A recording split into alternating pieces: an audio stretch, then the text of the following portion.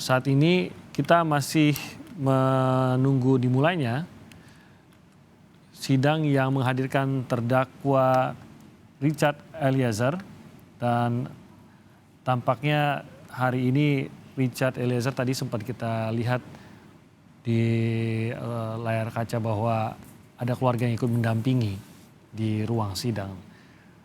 Ini tentu hadir untuk menguatkan Richard Eliezer. Sidang kali ini memang menjadi suatu yang khusus bagi Richard Eliezer karena ini adalah sidang pemeriksaan terdakwa Richard Eliezer.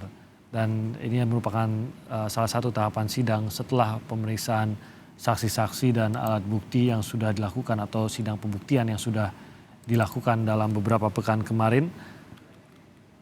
Kali ini kita akan ikuti bagaimana pemeriksaan terhadap terdakwa dari kasus pembunuhan Brigadir Yosua Huta Barat, Richard Eliezer, yang sudah duduk di dalam ruang pengadilan utama atau ruang sidang utama Pengadilan Negeri Jakarta Selatan.